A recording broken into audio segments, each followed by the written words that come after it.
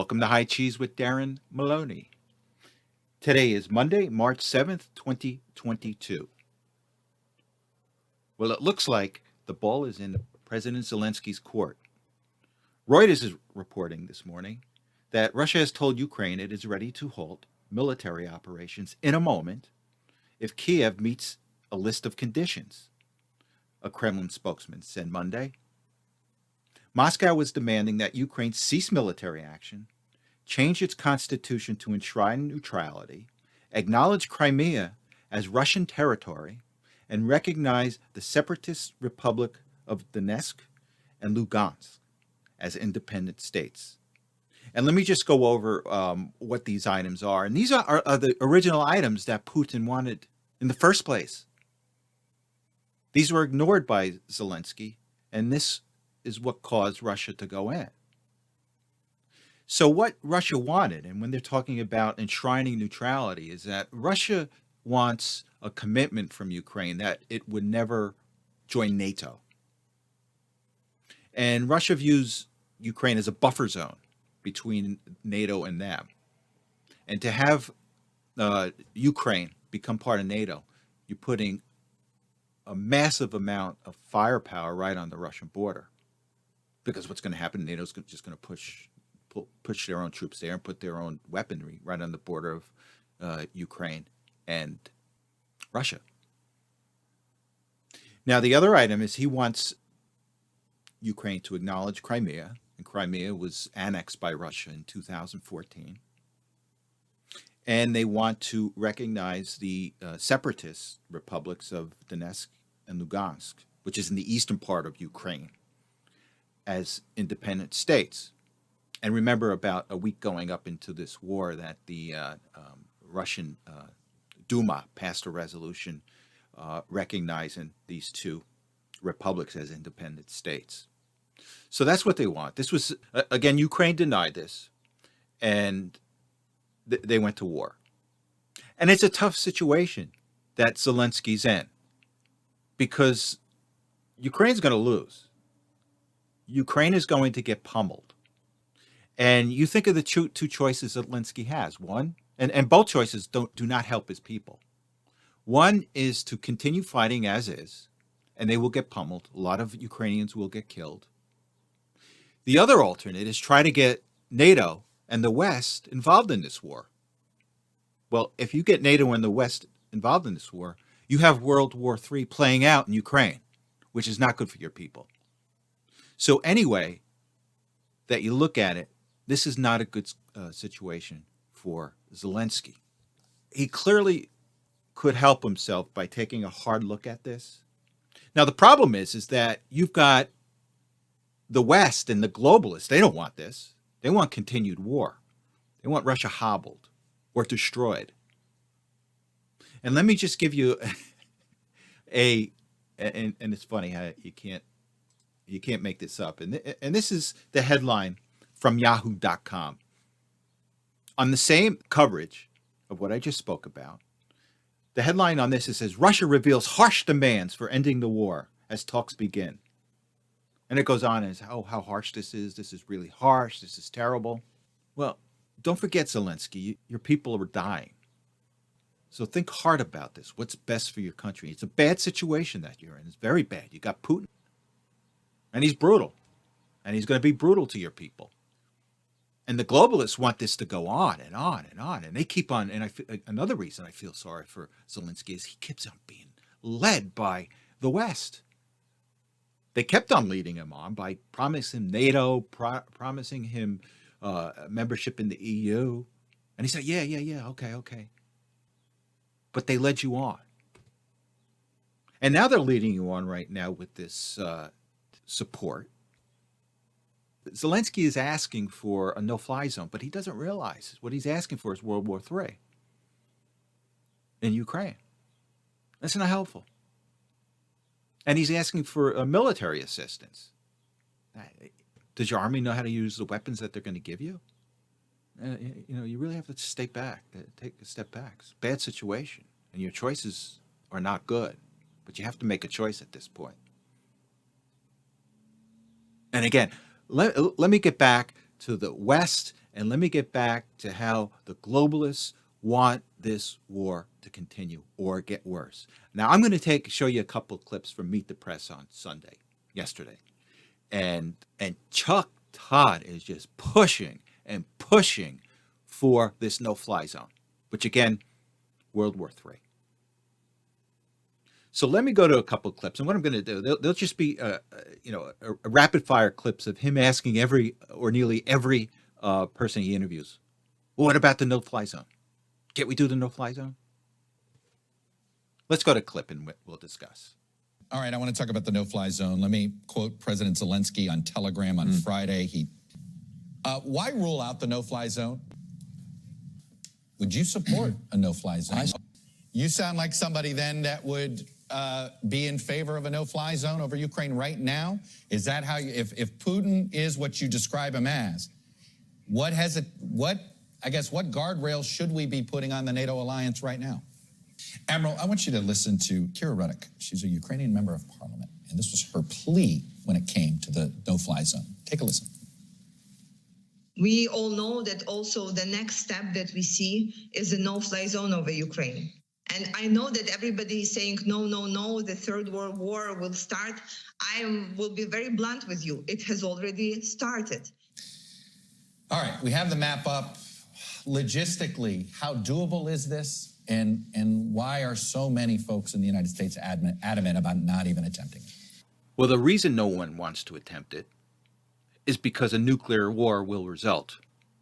And by the way, I just wanted to make a comment on that elected official that was commenting on a no-fly zone. You know, I understand that from her perspective, you got Ukrainians dying, and that's really bad. And to her, there's no difference between what's going on now and World War III. Ukrainians are getting killed. And to her, let's take the chance of the rest of the world going nuke because I need to save my Ukrainian people. So I'm not quite sure she realizes what this no-fly zone means.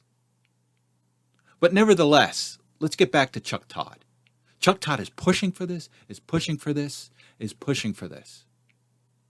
Because his masters want him to push for this.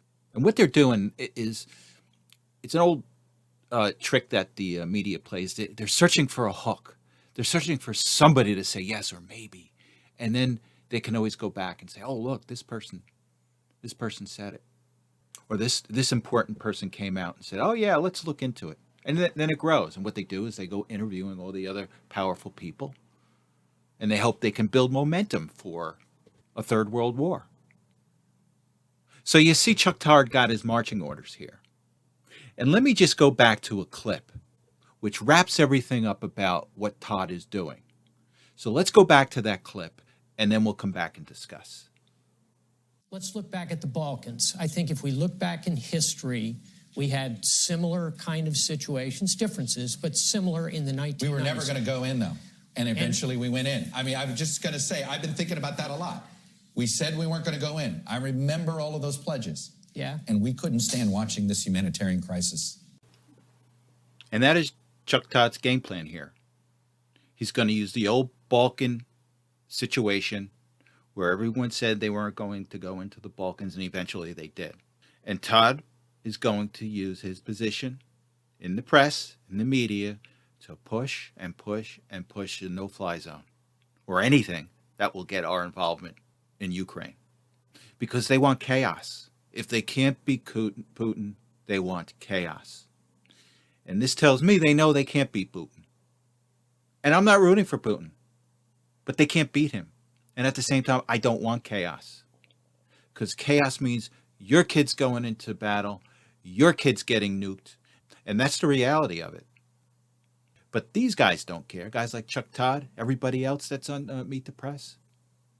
Oh, and by the way, the person that he was interviewing there at that point was the former NATO commander, James Stavridis.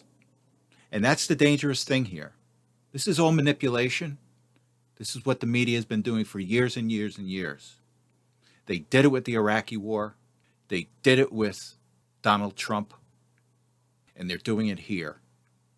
Now, speaking of James Storitas. I want to go back to that interview. I'm going to just play a clip of him in the same episode of Meet the Press. So let me play this clip, and then we'll get back.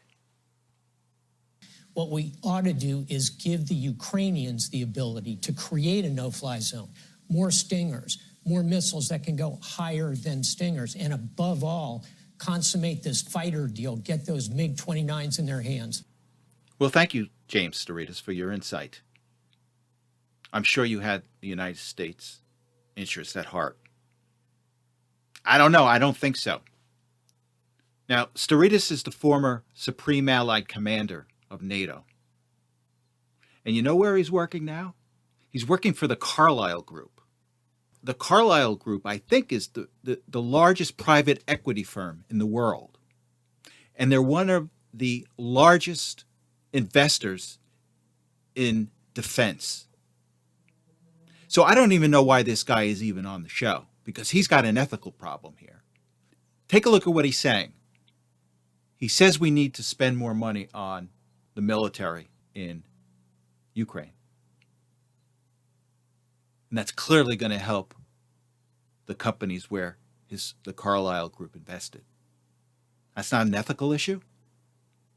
And why didn't NBC say something about this? You know, I think if you watch CNBC and these other finance shows, they come out now and they say whether these talking heads have any positions in the stocks they're talking about. Well, why don't they do that here? Why didn't they tell the world that, hey, look, this guy works for a defense investor? They don't want you to know that. They want you to buy more military equipment. They want to send your kids to fight in Ukraine. No skin off of their back. Interesting. It says here, ex-NATO commander, Putin may be the best thing that ever happened to the alliance. And it says a former NATO Supreme Allied Commander said Sunday that Russian President Putin might be the best thing that ever happened to the military alliance. James Storitas, NATO commander from 2009 to 13, told MSNBC that Putin's unprovoked attack on Ukraine has resulted in alliance members stepping up as never before. And it also helps your investments too.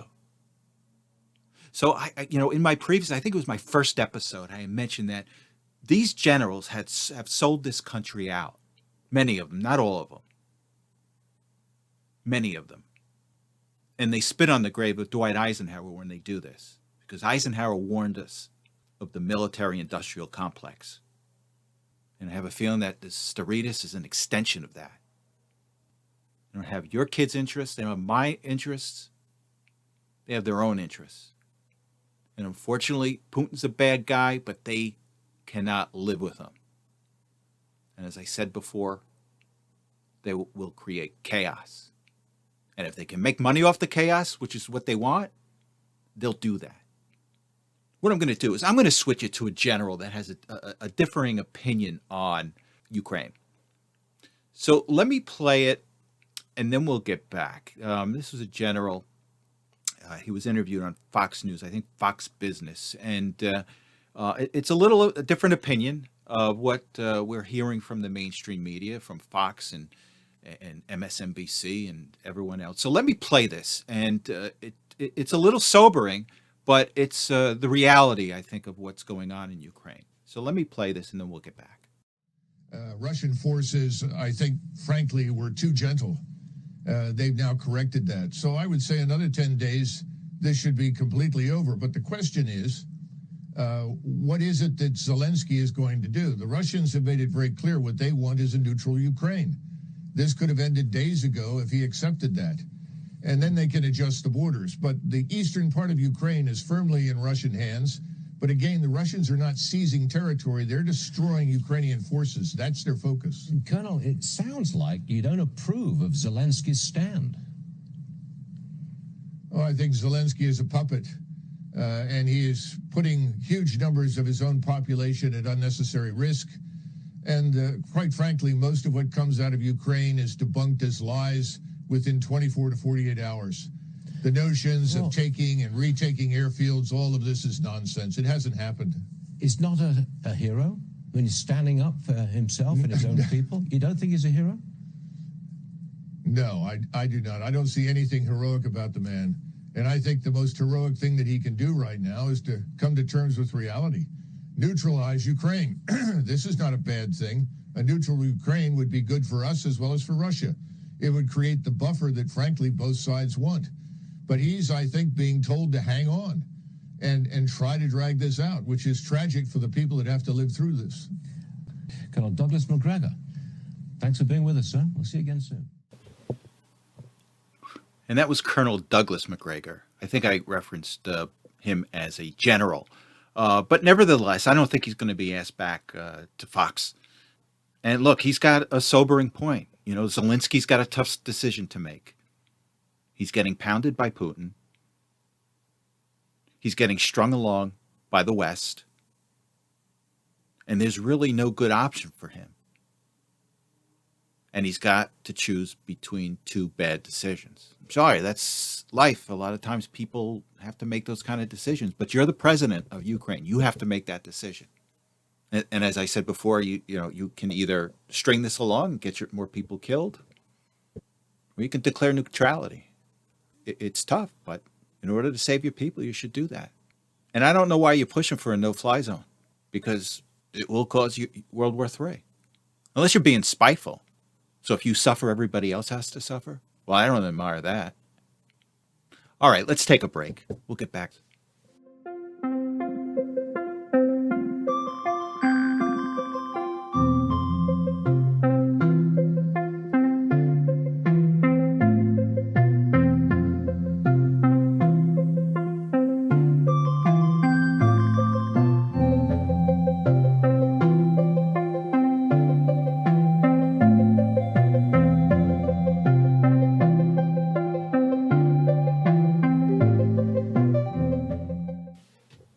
Okay, let's talk about the Biden administration as it continues to flail away and really not accomplishing anything.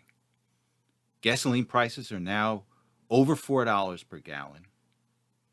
We've got U.S. representatives flying to Venezuela with Moderna, trying to get him to pump more gas. Remember him, our arch enemy, the communist? Well, we're now reaching out to our enemies and asking them to pump more gas, but not at home. I hear they're looking to fast track the Iran deal so they can get more Iranian oil on the market. But it's just the continued failure of this administration at every point in everything. Everything. Now, I was looking at some of the press conference today, and Jen Psaki, she was trying to put the blame on Putin for the high gas prices. And just be prepared. That's going to be their answer for inflation. They're going to hope you're going to forget, and they're going to hope that when inflation continues to stay high, they'll just blame it on Russia. But what they won't blame is their policy on domestic oil. And whether they put sanctions on Russia or not, the United States should still start pumping oil again. Open those leases up. And again, in my last episode, I'm not sure that the drillers even want to drill, because they don't want to expend all that money. And then 6 months later, when this whole issue is gone, federal government comes back and says, no, you can't drill anymore. Well, they don't want that situation. And that's where you want a president that is a businessman. They understand business. They understand that they're not going to jerk anybody around like Biden would do, because he's a career politician and he's part of the swamp. So my point is that Russia gas and no Russia gas, we still should start pumping here more. And we should see if we can open up the pipeline again. Again, my last episode, I said I'm not sure if Canada wants to open up the Keystone Pipeline. Who knows? But it's everything accumulating here that is resulting in this $4 plus. One night it went 50 cents around me. One night, overnight, went 50 cents. And then went up another 20 cents per gallon last night. So I'm looking at 430 here in New Jersey. I'm sure it's higher in the West Coast. I'm sure it's pushing $7, $8 on the West Coast. But this administration is incapable of doing anything. Just incapable. You know, they can't. They're talking about a deal with Poland. Poland is supposed to send their MiGs over to Ukraine and let Ukraine use them, and then we're supposed to replenish Poland with F-16 fighters. Well, they've been talking about that for 2 or 3 days, and they've led everyone to believe that it's happened. I just heard Poland's like, well, wait a second, hold on here. It's not a done deal. And I can understand why. They want to know the details. How are these planes getting to Ukraine? How are these MiGs that are in Poland right now going to get to Ukraine? And how are they going to be maintained? And who's going to train them? The Ukrainian fighters? And this is where the Biden administration is completely inept. They don't understand that. They absolutely don't understand that. And they don't understand that the answers to the world today are found on the granular level.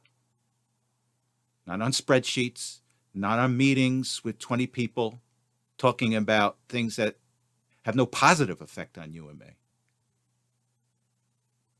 All right, I want to switch to Bill Barr. Now, Bill Barr's doing this because his grandson or somebody must need to get into law school, because he's got to go back and reach into his swampy friends and swampy connections to get something. Because why did he write this book? And why did he do this interview? And this is another reason why when Trump gets back into office, I think he should pull all the top advisors, positions like the Attorney General, pull them out some in the Midwest. Get some local guy, some local prosecutor, and put him in that position. And surround him with other local prosecutors from all over the people with no connection to Washington. And then you know what you have when you have that the swampy people that are still in Washington and still in your bureaucracy. Move them over. Just give them an office to sit in. Give them a cubicle, and give them a crossword puzzles to use for the 4 years. Washington has to be broken up. Disperse Washington throughout the country. Instead of having all these federal buildings, move them to Idaho. Move some to Missouri. Because the problem is you've got all this power concentrated in this one area. And they socialize with each other. They scratch each other's back. Well, you can't do that when you have one department in Iowa, another department in Florida. And you get to keep the politicians away from them, too. But as usual, I'm glad Trump stuck up for himself. And you got to love Trump. He writes a letter to Lester Holt, who did the interview with Bill Barr, and set things straight. And this is what I love about Trump. There's no quarter with him. He will defend himself anywhere, on every level. And that's the attitude we want for somebody who's president. Well, the swampy rhinos have met in Sea Island, Georgia. And let me read an article here. It says here, conservative think tank's exclusive gathering will include Biden official, but not Donald Trump. And it says a private, off-the-record gathering of conservative leaders and wealthy donors will convene this week in Sea Island, Georgia, with appearances by a White House official and several critics of former President Donald Trump. Trump was not invited to the exclusive event, which will be attended by some of the Republican Party's biggest donors, according to 2 people familiar with the event who were not authorized to discuss it. So that's BS. There aren't big donors there. They're a group of swampy Republicans. But I'll be surprised at any big donors there.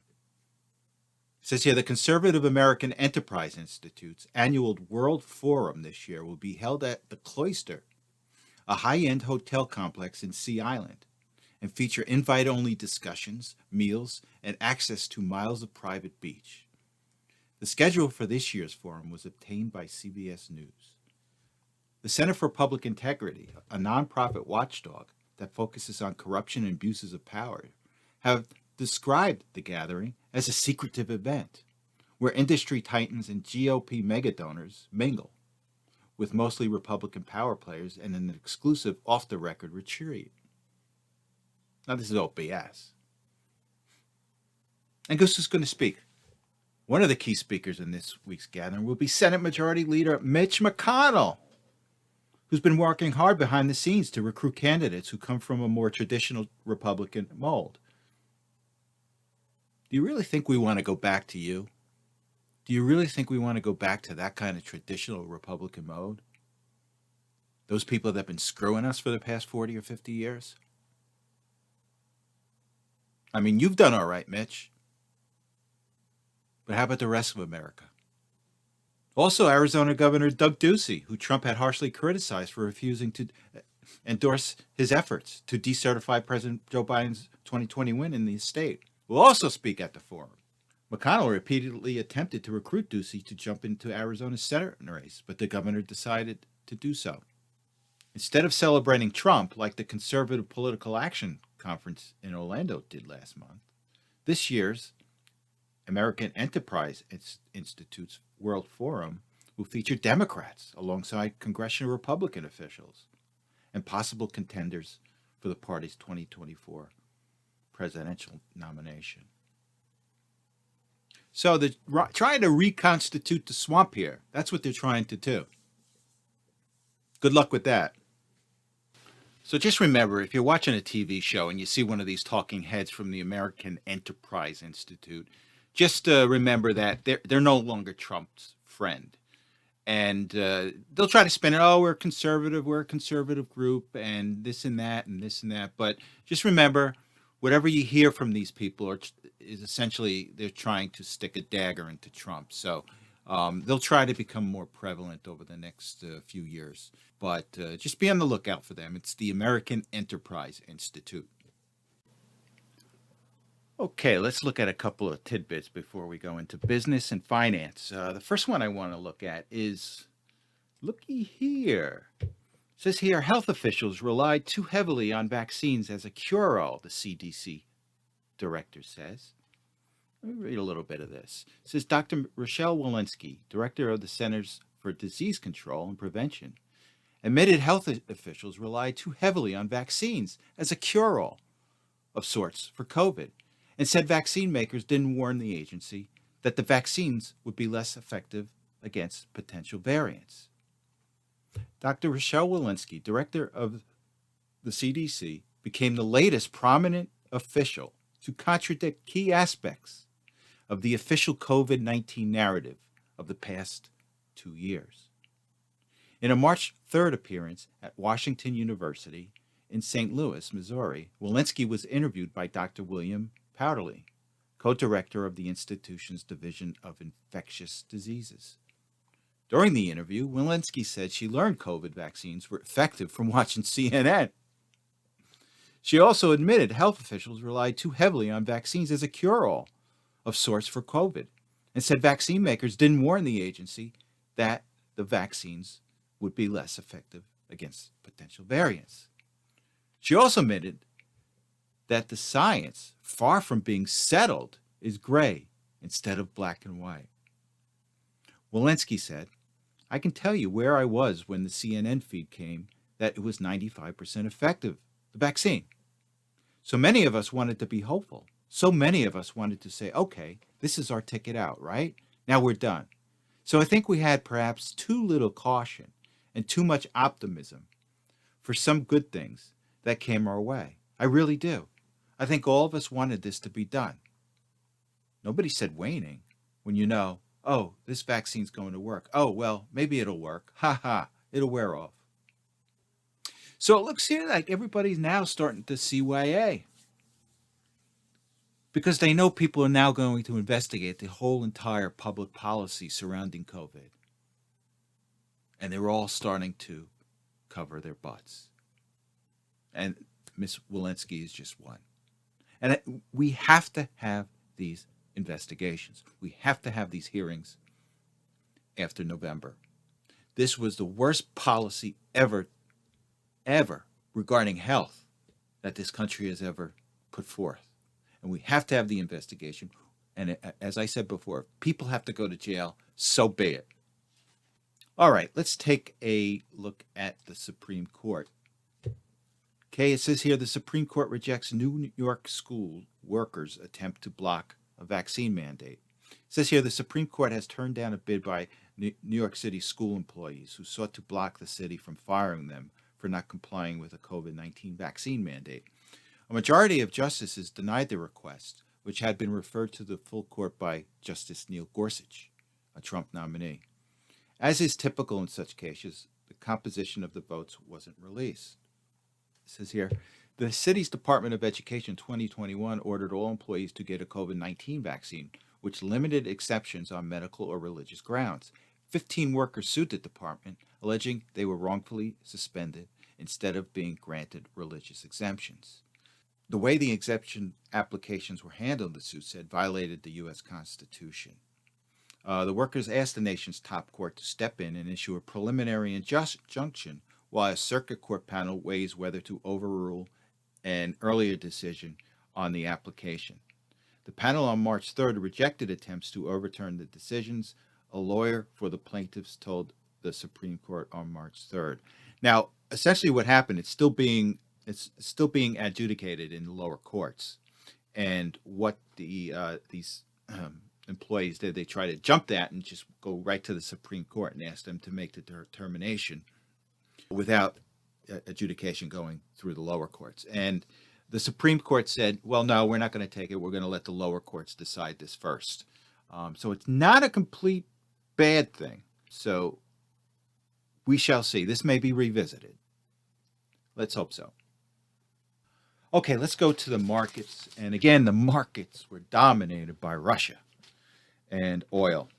So with that said, the Dow was down 2.37% to 32,817.38. Year to date, the Dow is down 9.69%.